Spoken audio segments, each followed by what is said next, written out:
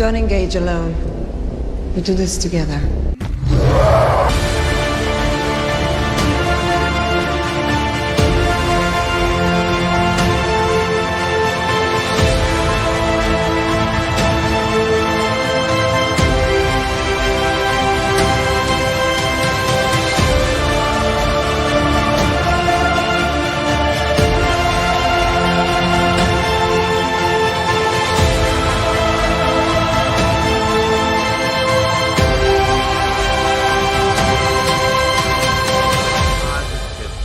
Yeah! We got it! We got it! 52 books.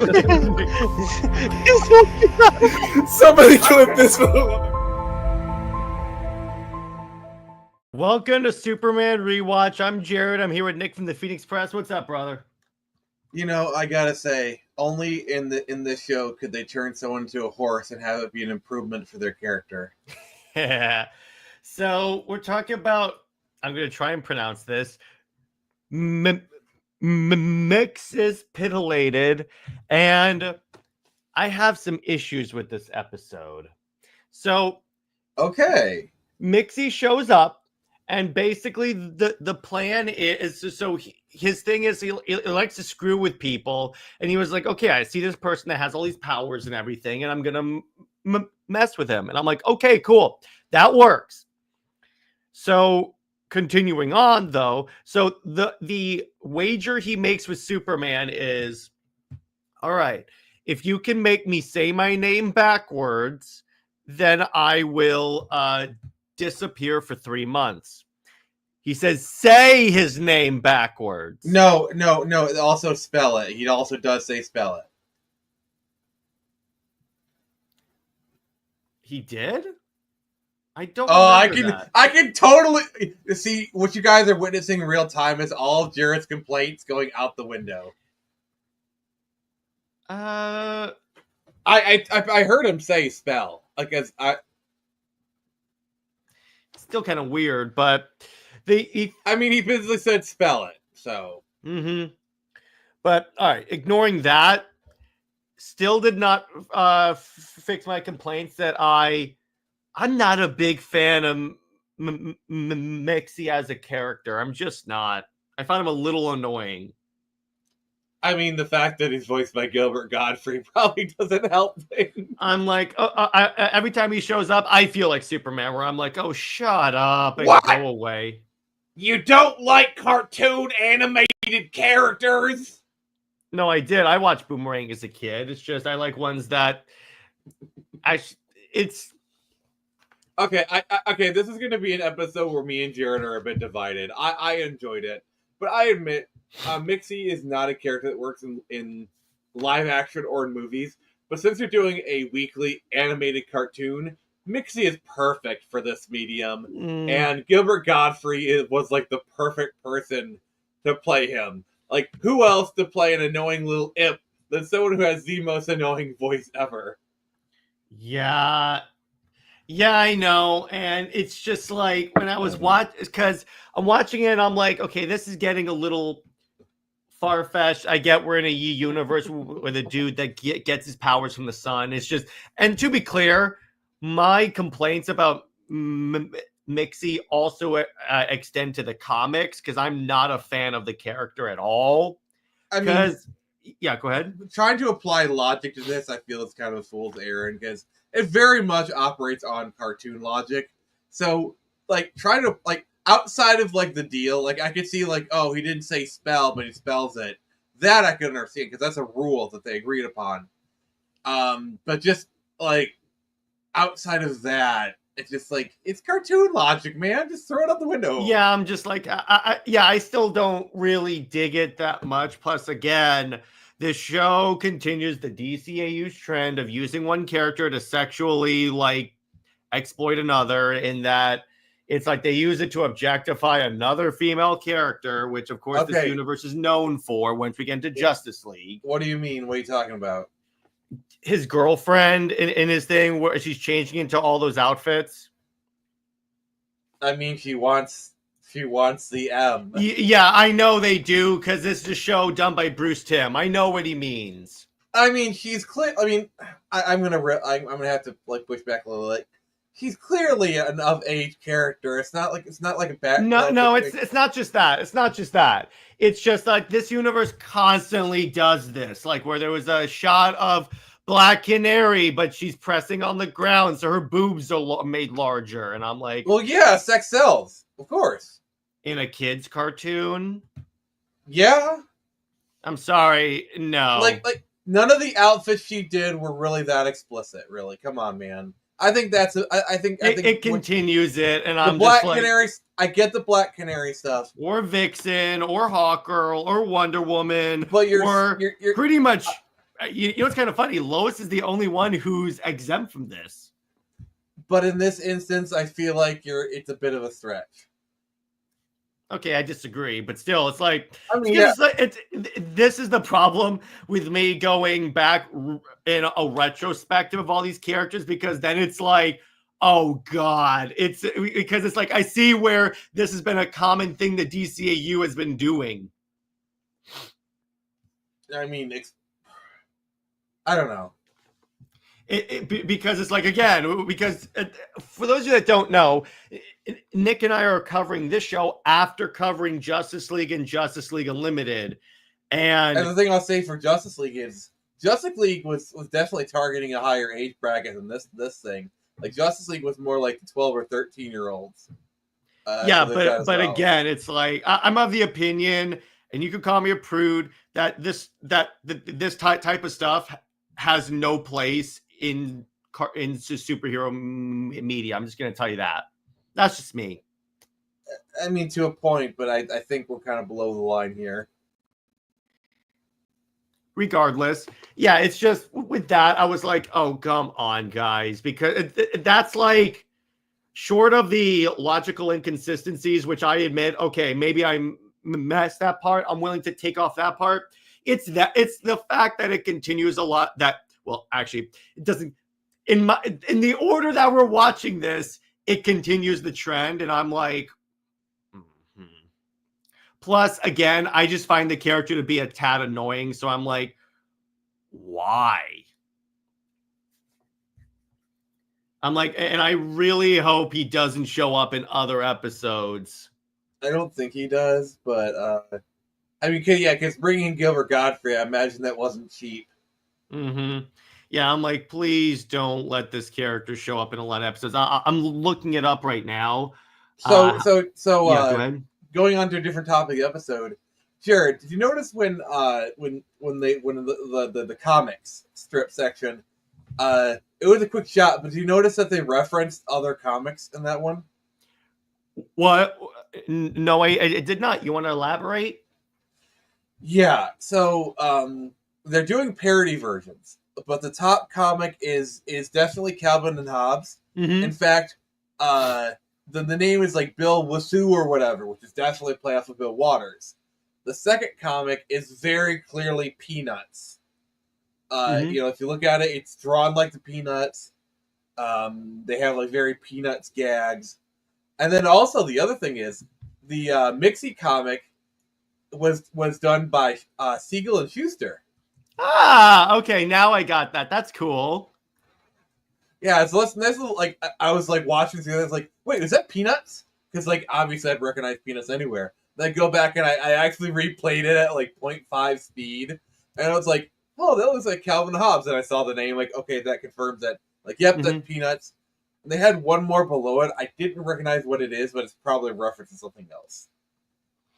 By the way, so this episode did include one good part. It included a piece of Superman lore that's not exactly as well known.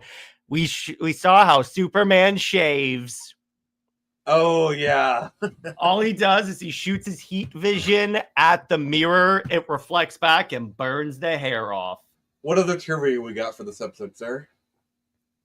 So hang on. So what I'm doing is I'm rewatching these scenes so I can see, did he say spell it? Because I want to see if it's a Mandela effect with you, or maybe I just... No, I literally watched it like half hour ago. So hang on. If it's a Mandela effect, then I've reached new levels of old madness. That's for sure. Yeah, exactly. By the way, it's hilarious. Also, this episode basically is like the longest year of Superman's life. Essentially, yeah. Yeah, it's hilarious. So, in terms of bargain episode, but anyway, so let's continue on this. But because the reason why I ask is according to the DCAU wiki, it doesn't say spell. That's the reason why I asked, because I'm like, wait a second, is there a logical inconsistency in this episode that no one caught?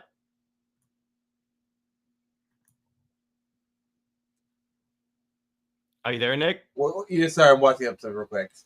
Okay, yeah. So anyway, in terms of thing, it's so okay. So in terms of like some trivia, we have the strip. The cartoon strip is written by Siegel and Schuster by the creator of Superman. We have all the different we have other creators like Dini the Meanie is named after and starring Paul Dini, which is based on Dennis the Menace. Glean is based on the Peanuts. Dan Danger is based on Dick Tracy. That makes sense. The episode takes place over a period of 1 year and 2 days, the second longest time period of any episode of the series, behind Last Son of Krypton, Part 2. Oh, yeah, really? that makes sense. The episode marks the first appearance of Streaky the Super Cat, who is the Golden Age character, and in the unconnected animated series Crypto the Super Dog. However, he never gains powers in the show, but Mxy uses powers to make Streaky fly in the kitchen. The music that plays during the montage of Mxy building his robot is a parody of Powerhouse, the instrumental composed by Raymond Scott and popularly known as the assembly line theme in several classic Looney Tunes shorts. Nice. When his girlfriend tries posing for Mxy in different outfits, one of the poses is likely a reference to famous model Betty Grable and her iconic over-the-shoulder pose that became a popular pinup during World War II. And then Jimmy, turned into a turtle, refers to his alter ego of his in the comics, Turtle Boy. Oh, God. So that's it. Oh, that's interesting. I did not. That is very interesting here.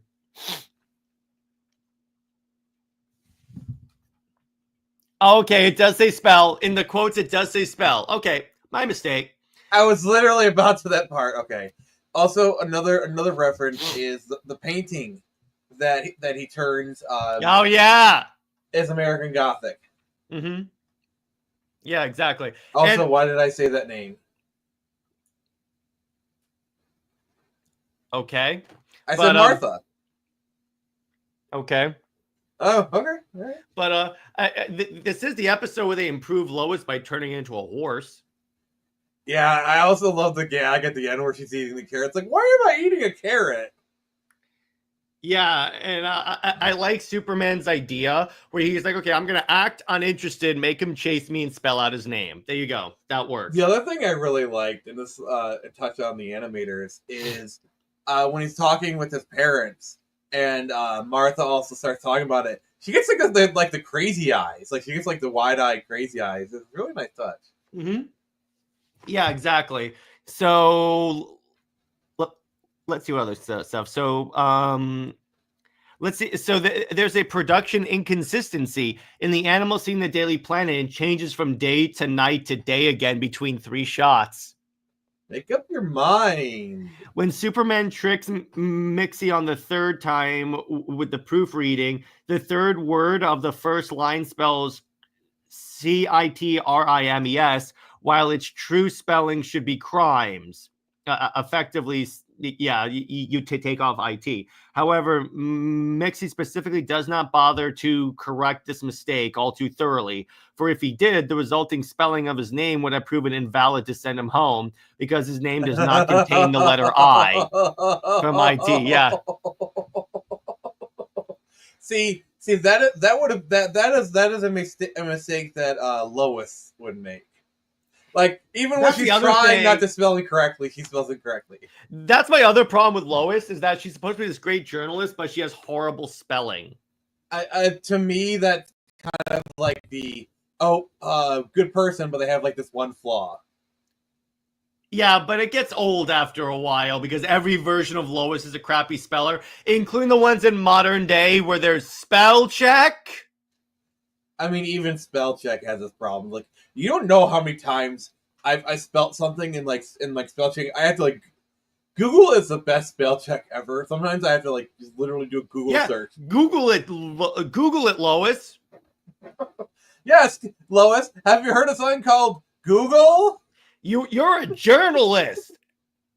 But yeah, that's the other thing where I'm like, that type of character flaw would have worked in like Golden to Silver Age Lois, or even just pre-spell check, pre-Google eras of Superman. But so pre-1990, essentially. Yeah. Or even in the 80s, they had spell check. But with this in the modern day, it just does. It's like when she did it in the DC AMU, I'm like, what? I don't know. Like, I like it. Obviously, I like it in the Reeseverse. And for the Superman, like, Superman Returns, I like it as a nice little, like, throwback kind of reference kind of thing. But even that stretching in Superman Returns. Yeah, but Superman Returns is going for that more retro feel, so I excuse it there. However, it's just now in like the modern days, or in the movies that are supposed to take place in the modern day, I'm like, well, that doesn't make sense. Because if she's this great journalist, why is her spelling so horrendous when she has all these tools to check it? Hell, just get Grammarly. Or just any AI whatever thing. Like, come on. And Lois is all the more like morally wrong that she would have all of her articles written by artificial intelligence. Oh God, I could just see. That's a storyline for you. That's how you discredit Lois. Is it turns out her planet articles are written by ChatGPT, and then she gets her reputation gets ruined. That's how you do it, Jared. DC, hire me. That's how I'll make it. Like she's in a rush to get a story in. She even, it's for the story. It's like she gets another Pulitzer for an article, and it turns out it's written by AI. So her Pulitzer is taken away. And they literally come into her office and take it from her. Hey, Sergeant. Hey, what's up, Sergeant? How you doing, dude? But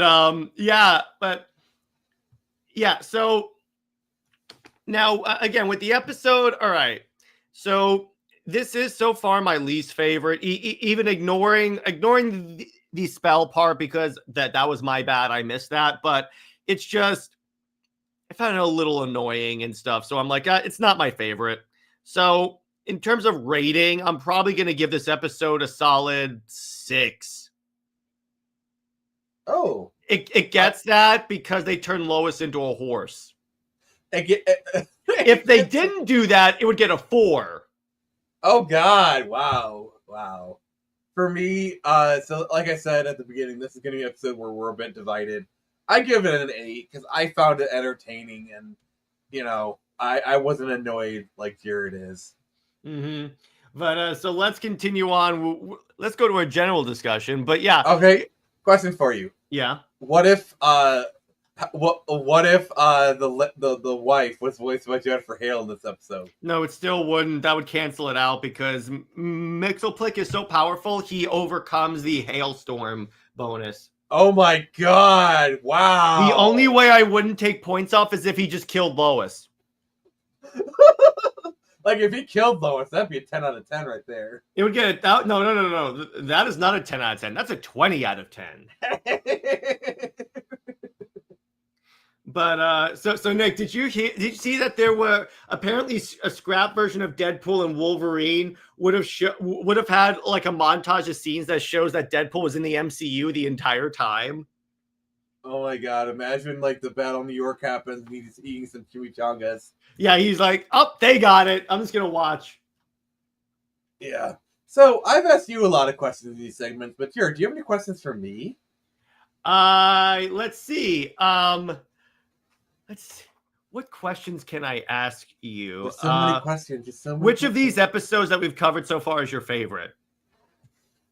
Good question. Let me kind of look over the titles so far. Well, we haven't covered... You guys can ask us questions as well. Yeah. We haven't covered World Finest yet, so that one I can't really say. I'd say Speed Demons, just because I love Flash. Yeah. Yeah, I agree with you. I like the Flash. Plus, it sets up a lot of stuff from like getting on. So I enjoy that one. I definitely enjoy that one. So what's worse? This episode or some of the worst episodes in season 3 of Avatar: The Last Airbender? I'd rather watch Avatar: The Last Airbender. Oh, wow! At least the characters aren't annoying. Would you rather watch the bloodbending episode? Yeah, I would. Oh my god! Again, because at least the characters are tolerable and not annoying as hell. Wow. Literally, when I was watching this episode, I'm like, just shut up, bro. Like, you would have preferred if Katara had showed up in Bloodbend Lois. Mm-hmm. Like, I still don't like it, but in Bloodbending Lois, I would have made it to even hear her articles are blood bended. Oh my god, that makes no sense, but okay.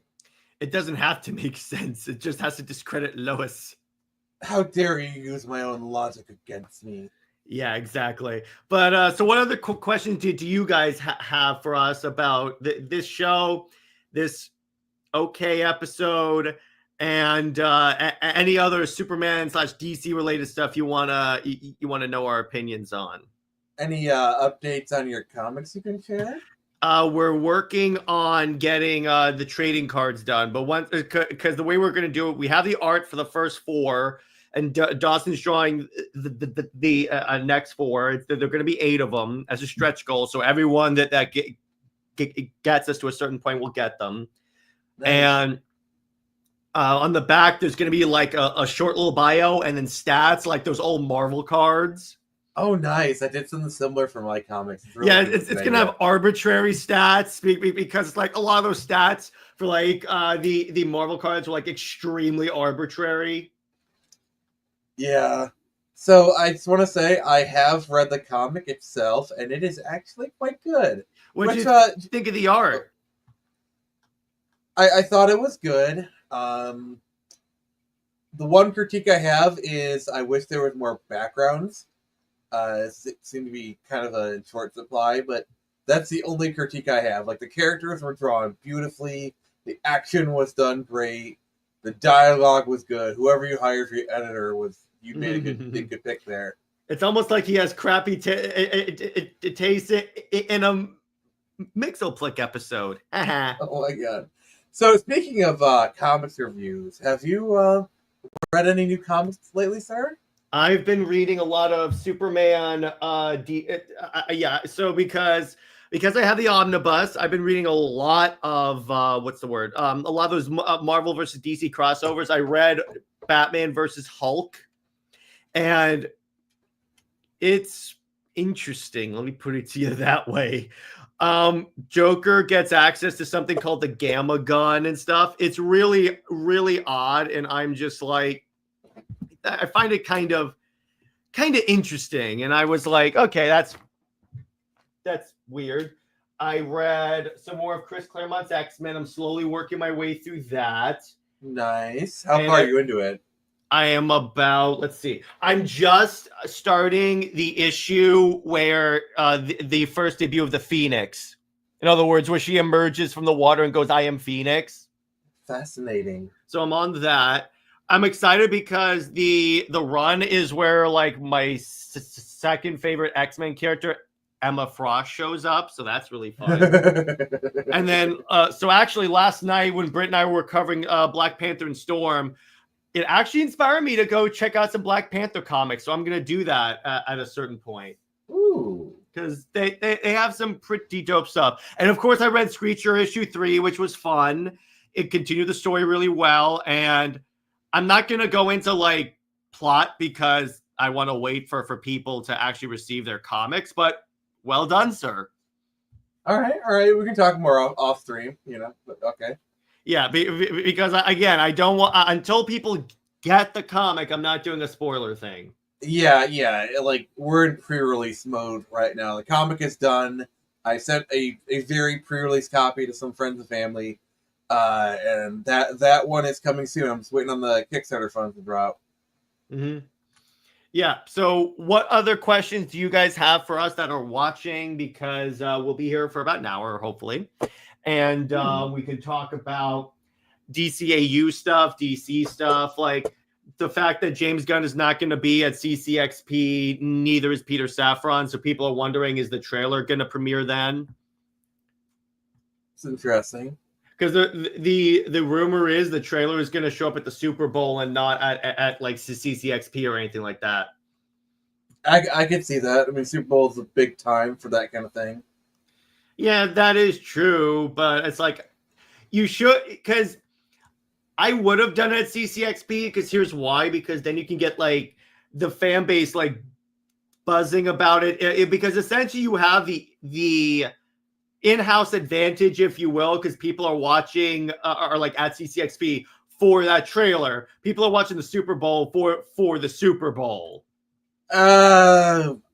Some people, a lot of people watch it for the halftime show or maybe some of the commercials, but it's more likely because I think it's more concentrated with geeks when you do it at CCXP. Yeah, I mean, Super Bowl commercials are almost as big of a deal as the Super Bowl itself at this point. And having a Super Bowl commercial, you have like as many eyes as possible on your trailer. So I think saving it for the Super Bowl does add a level of prestige. Yeah, I understand. That's just for yeah, I kind of see what you're saying. I just kind of wish that they would do it at like a part where like all the nerds are, because you kind of want that. But Max says I read somewhere that Safran said they're going to start promotion with Superman a month before the movie comes out, just like they did with Aquaman. That's stupid. That's a bad. If that's true, that is a stupid idea.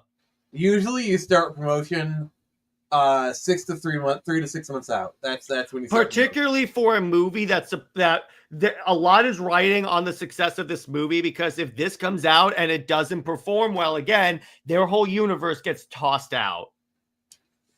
Yeah. I think what Gunn is trying to do is, because if he shows the trailer too early, then it's like, oh, people are going to be like, all right, I'm not into the movie, and then check out long before the movie even comes out. But even then, I don't know. Yeah, it's but the other thing, that's what I think too. I think they're doing it so they can like minimize people critiquing it for like a month, because that was the thing with like even the Flash or like previous DC movies. The trailers came out early and people were like, okay, that sucks. I'm not going to watch the movie. Well, the thing about a long marketing is you can actually correct mistakes. Like look at Suicide Squad. You know, yeah. Like that first trailer came out and people didn't respond to it well. Then they did the second trailer, the Bohemian Rhapsody, and that literally blew up the internet. And they re-edited the film. Crappily. Larry Cameron asked, "Hey guys, I had to miss this unfortunately, but do you guys think Mxyzptlk can carry a movie?" No. Not as a live action villain. Not live action. Absolutely not. Yeah, Mxy is a character that operates on cartoon logic, and if it's an animated movie, maybe. But anything in live action just would not work. Particularly, again, you're dealing with the general audience when you release live action DC movies, and the audience is going to check out if they're like, who's that stupid guy in the hat that has the really annoying voice? So, Jared, a little preview for if we ever do a Smallville rewatch. There is a Mxy episode. Of course. They turn him into like kind of like this European like emo boy who has the power to, like if he says don't breathe, people stop breathing. Like basically the power of suggestion almost. That's kind of cool. I like that. No, because here's the thing. Yes, yes, we do have a lot of CGI, but with that one, the concept of the characters where I'm like, I don't think the general audience would latch on to the concept of the character. Yeah, especially in like a live action setting. Like this is why we'll never get a live action Bat Knight. Nope. For the same exact. Not unless James Gunn has anything to say about it. Like, there's certain things that just work well in cartoons. Like, there's a reason why whenever you try to bring in like Looney Tunes humor into live action, it doesn't really work as well. Mm-hmm. And then that's how I see Mxy. Mxy operates on Looney Tunes logic. Yeah, exactly. And you can't expect like every like a general audience person to be able to like at least grasp it, to grasp some type of logic. Because there has to be some type of logic, because otherwise the audience is going to check out. And again, that's why like Batman is so big, is because Batman is really easy to like grasp onto that, because he's just a dude that has gadgets. Yeah, or like Hawkeye. It's like, and I have a bow. None of this makes sense, including Joss Whedon's writing, but that's just me. No. So what you don't realize is... Why did you say that name? See, Jared, what you don't realize is that scene of Age of Ultron is Jeremy Renner is actually yelling at Joss Whedon. And Joss Whedon in his ego thinks, oh, he's improvising a great scene. Let's keep the cameras rolling. What he's actually doing is he's yelling at Joss Whedon about how none of this makes sense. Yeah, which is why I'm glad that man cannot touch superhero movies anymore. Watch, because there were some people on Twitter saying that they should bring back Joss Whedon to do DC movies with James Gunn. If he does that, I'm done. If he does that, I won't cover any DC movies. I won't cover any DC TV shows. That's it. I'm done. Yeah. I'll still cover the comics, obviously, because that's kind of what I do. But I won't cover any of the new stuff if Joss Whedon is... I won't cover the DCU if Joss Whedon's involved. Understandable. Yeah, but so what else you guys got for questions or discussion topics that you guys would like to hear us talk about? What other, like, Superman or other comic book characters do you think would not work in live action? Not work in live action. I think Livewire would. Parasite would. Metallo would. A lot of it depends on, like, how you do it, but those ones that are easy. Metallo could. I mean, they have put... I mean, honestly, the live wire we got in Supergirl wasn't too bad. Makeup was a bit off, but, you know, I'm not going to hold that against them. Bizarro you could make work, because all you do is you film a double and then, like, zombify his makeup. They did that in Superman and Lois, and that worked out pretty well.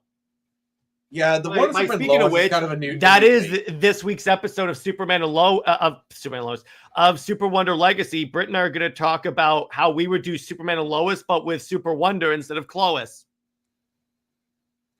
So Bizarro Wonder Woman? No. But, let's see.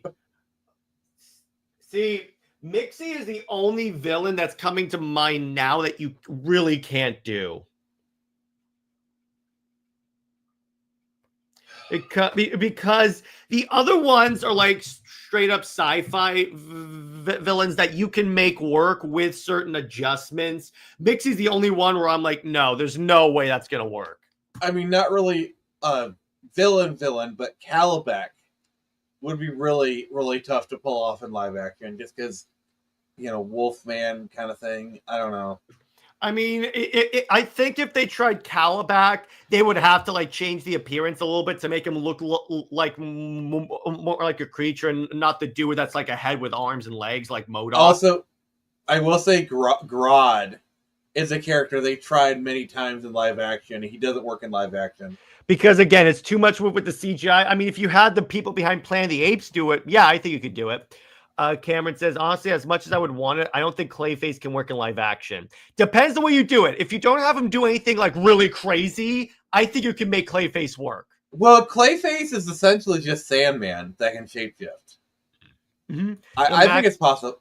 Sorry, yeah. Go ahead. And then Max says, I don't think Metallo would work unless they heavily rework him because the general audience would confuse him with a T-800. No, not necessarily. No. It's because if you notice, the villain, so the dude in Batman versus Superman that loses his legs, he was originally going to be turned into Metallo, and it would just be like a dude that has like guns for arms and jets on his legs and stuff. You don't have to make him look like a Terminator.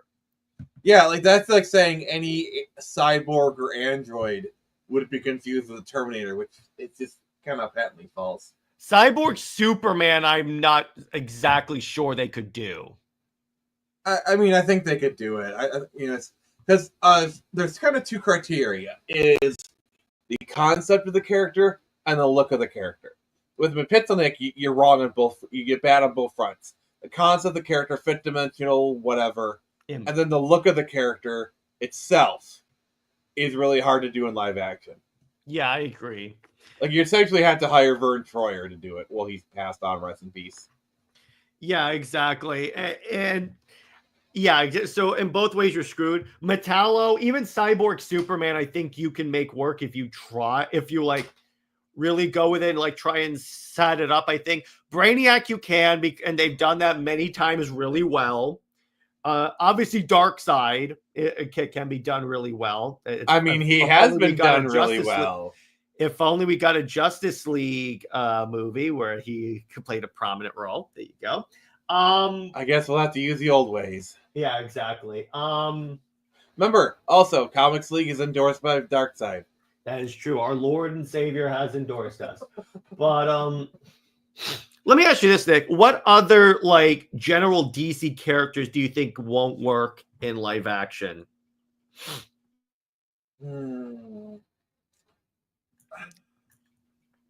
Oh, by the way, Cameron, here's how I know Brainiac could work live action. Watch Krypton. I mean, also, they did a Brainiac character in Supergirl. Wasn't it like Brainiac 7 or whatever? No, but in Krypton, it's legit Brainiac. I mean, Brainiac is essentially just like Skynet, Matrix, Terminator all rolled into one. He's super easy to get working. Mm-hmm. A lot of the more technology-based villains are I think are easier to do than like the straight-up almost magic type. I'd say Cheetah is especially hard because Cat people. I would say if this was like the 80s and they were doing the character and they had like makeup effects, then you could probably get like, imagine Cheetah but with like the cat's makeup kind of thing. Oh God, what do you mean, Nick? We got that in the sequel to Wonder Woman. It was bad CGI. Mm-hmm. And even when they zoom in on her and you could see the makeup, it's like really bad. Well, the thing is, you could tell they knew it was bad because they shot it at night. Mm-hmm. Yeah, it's a telltale sign they're trying to hide bad CGI. Yeah, exactly. I think another villain that necessarily won't translate well is Dr. Psycho, because he's a small guy that sexually harasses women. I don't think that would work out that well. Great comic book villain, a great villain.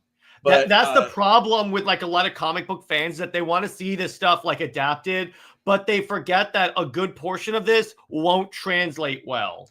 Oh, I have something for you. Did you hear that in the Penguin we were supposed to get the Scarecrow and also Arkham like they had like in the background you see like the Arkham version of the Scarecrow? Yeah, the Scarecrow glove. Yeah, that's cool. And mask. And imagine mask, yeah. Arkham Scarecrow in the Reeves verse. Just sounds chef kiss. Well, when you look at the design for the Arkham Knight Scarecrow, it works with the aesthetic of the Reeves verse, so that actually would work really well. Bane, in my opinion, won't work, especially with him using his Venom. I mean, I disagree. You don't have to make him like go full Hulk out with it. You can have him get larger and then just a CGI of green veins on him, and I think you're good. Yeah. Like in Dark Knight Rises, like there's many things wrong with Dark Knight Rises. Tom Hardy is not one of them. Yeah, except they changed like Bane's origin and stuff. But besides that, in terms of actually like depicting Bane, yeah, that's fine. I'm fine with that. One thing I appreciate about the Dark Knight Rises is they showed Bane to actually be smart. So many pictures of Bane, it's like, I'm just a big. Oh God, I know where that's from. So like Bane is actually pretty smart. If anything, he is the smartest. In Nightfall, he like attacks Arkham to break out all the villains, knowing Batman's gonna round them all up to run them ragged, and then he attacks Batman. I would say like that's clever, but it's not like a 5,000 IQ move that people make it out to be. No, but that shows like he has a tactical mind saying, I'm going to fight him at his worst. There you go. And then I'm going to defeat him. It's just when people talk about Bane's intelligence, they often portray that as like, oh, it's a 5,000 IQ move. Like, yeah, it's clever. And then Tom King would destroy him and make it so he was a pawn of Flashpoint Batman. Oh. Yeah, there you go. But in terms of like what now let's talk about what comic book characters would work in live action. For one thing, Deathstroke. Well, it really depends on like because like there's a big difference between like, all right, this character would work in the Matt Reeves version of Batman versus this character work in the Ben Affleck version of Batman. Let's go with the Ben Affleck version of Batman. So Slade. Actually, Slade's one that I think would work in both. Yeah, for sure. Scarecrow I could see working for both. I don't think Poison Ivy would work in the Reeves verse. No. She's too fantastical. Neither would Clayface, I don't think. No. Galactus? Well, we're going to revisit that question after the Fantastic Four movie comes out because they're actually doing the dude Galactus. Not a freaking cloud. Not the cloud. It's actually a giant dude. So I'm like, okay, there you go.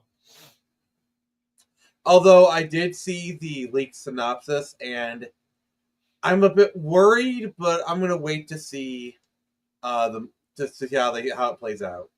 At least wait till a trailer comes out. I mean, that's what we're doing like Superman. We're waiting until that trailer comes out because if the trailer for Superman comes out and like doesn't impress us, I'm like, okay, this is doomed. I mean, I will say I did see the leaked D24 trailer, and yeah, I liked it. I liked the vibe. Cameron, I do think Mr. Freeze could work in the Reeveverse. Depends on how you do it. We've had arguments about this many times. And Affleck, absolutely, I'm fairly certain that, yeah, I think it would work. Yeah. Let's see. What other... Let's try a non-Batman villain. I would say... Oh, one character that can't work in live action? Condiment King! Yeah, exactly. I mean, he was a joke villain even for BTAS. Actually, you know what? He could work for Affleck's Batman. Hear me out. What? When we first see Affleck's Batman, he's bringing Condiment King into the police station. He goes, "Here, Jim, I'm getting too old for this." Oh God, no. Kite Man, hell yeah. Let's see. What's another villain that I think could work? Scarface could work in honestly either. Yeah, I think so. I think so. In terms of like a ventriloquist doll, everyone's afraid of that. Let's see. How about, obviously we know Sinestro can work because they did in the movie. That's underrated, by the way. So we know Man-Bat would work in the Affleck verse, but I would be really interested to see Man-Bat in the Reeves verse. That would be interesting. Like they do it full like human experimentation / like human body modification. They make it full body horror. Yeah, that could work. Let's see. What's another really good one that could really work? I would say for a Wonder Woman villain, Ares can work because we've seen enough like Greek mythology movies that we know who Ares is and the god of war and stuff. So we got that. No. What happens is face it, Diana, you can't beat me. And she says, I know, but he can. Ares! What was that? She calls in Kratos. Now that would be a crossover and a half if they did that. Oh my God! See, I think like, see, Kratos could beat Wonder Woman, but I think like they go to a point where like he would respect her as a warrior. Mm-hmm. Yeah, exactly. Kratos is the only one the only character I think that could beat pretty much everyone in the Justice League. Except Batman. Depends on how much you piss him off. Except Batman. I think Batman would have a contingency plan. And his contingency plan would be like, hey, hey, Kratos, here's your family. I revived them. Here's your family. Or you know what it would be? He would use the same one that he used on Wonder Woman, which is a device goes into her ear that like projects a virtual world in front of her where she's fighting a villain that like she can't necessarily beat. So she fights until her heart gives out. I don't think that would work for Kratos because Wonder Woman is usually at best a demigod. Kratos is a full-on god, and also he's a god amongst gods. So, oh, I got it. Batman would use the gun he used to shoot Darkseid because that's a bullet that literally is known for killing gods. Okay, sure. So Batman would use a gun again. Ha ha. Let's see. How about a Marvel character? What Marvel character do you think could not work? Or Marvel villain. Mm-hmm.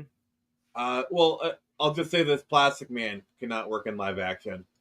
Oh, James Gunn will try to. Yeah, like they did Elongated Man in the Flash, and it just did not work. Because the thing is when he's stretched, it looks very silly. I think that's the reason why they changed Kamala Khan's powers. Or like even when you saw Reed and like Doctor Strange, it was like really quick. Yeah. Well, what do you think in terms of Marvel characters that don't work in live action? Besides Captain Marvel. as much as me and many other people want to see Mole Man as a first Fantastic Four villain, I don't think he works in live action.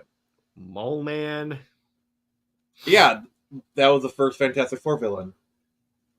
I thought he was. Oh, okay, yeah, exactly. Nah. But by the way, honestly, thanks to the MCU, anything can work in live action now. Don't be so sure, Cameron. I don't know. I have my doubts. Mm-hmm. We'll see. I think Starro can work in live action. It's just James Gunn didn't really make him work, but I think Starro could work. The problem with James Gunn is that should have been like a villain in a Justice League movie. Also, the way he moves too cartoonishly. Well, yeah, but here's what you could have done. You could have literally had it where the poster for the new Justice League movie is the actors recreating the first Justice League cover. Yeah, I love it when they do that for movie posters. Like for Sonic 2, they recreated the cover art for the video game. I want that poster so bad. Yeah, but my point is you could have had that. You literally could have had that. But no, James Gunn was like, no, I want to do, I wanted to waste Starro in a Suicide Squad movie. How much do you want to bet one of the posters for James Gunn's Superman is going to be Action Comics #1? Yeah, probably. I would say so. It would be really stupid if he didn't do that. Yeah. Or it could be the first cover for All-Star Superman. Yeah, that could work. I swear, if they give Lois superpowers in this movie, if that happens, I'm literally gonna walk out. Some people have said that this is basically a Lois Lane movie. Lame. At least according to one of the actresses that read for Lois. Well, of course they'd say that. Yeah, and that's why I'm waiting to see if the movie comes out, because that could be they only gave her certain scenes so it looked like that. But I swear, if that's what it is, this movie will get a 2.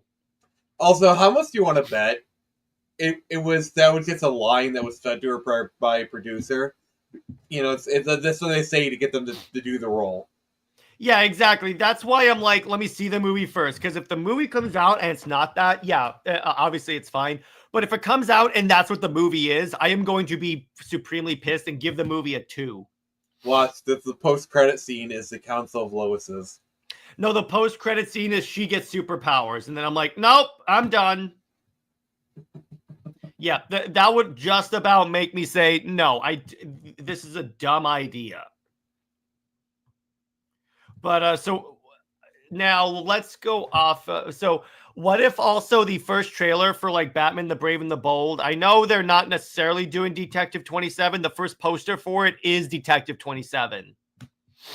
I mean, it's a good poster. I mean, as I'm certainly homaged it myself in my comics. Yeah, exactly. It's general enough that you could like go with it. I know that one of them. See, here's the confusing thing, because we talked with on CLD about how they're kind of doing how DC is apparently coming out with a Nightfall animated trilogy that may be part of the DCU, and I'm like, that could be why a lot of the comics that Gunn was pointing to as inspiring Batman were like the Dick Grayson Batman. My question is, because he basically he admitted he doesn't have scripts for these projects yet, then how do you know what comics are going to inspire the movies? I'm just going to say this. As a self-professed Nightwing fan, we all know that's my dude. Mm-hmm. Starting a new Batman universe with Dick Grayson as Batman, and you kill him off in an animated trilogy that literally nobody is going to go see, none of the general audience at least is going to go see, is a really stupid idea. So almost as stupid as starting your DC film universe with a Creature Commandos animated series. But Max says, I wouldn't be surprised if Gunn kills off Superman in the first movie, since this Ultraman looks like Doomsday in the containment suit. It could be. So... oh, God. That would be so stupid. So Britt has some... Britt sent me some spoilers for Creature Commandos. I'm not going to say them live on air, but... I put them in private chat. I won't say it, but I put them in private chat. Yeah, exactly. All right, so we're going to get Nick's live reactions. I'm putting it in private chat. All right. So I'm not going to read them out, but I will react to them, so you can get a sense of what they are.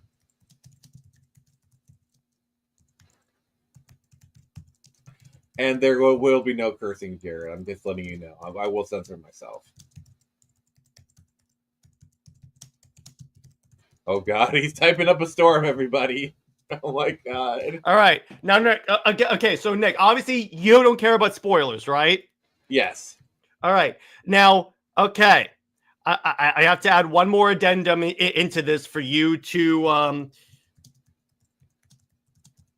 Oh, God, you're writing a novel. Oh, my God. Okay, unconfirmed, Nick, but are you ready? Are you ready? Hang on. Give it to me.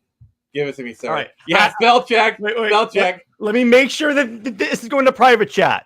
Okay, it is. 3, 2, 1. Check private chat.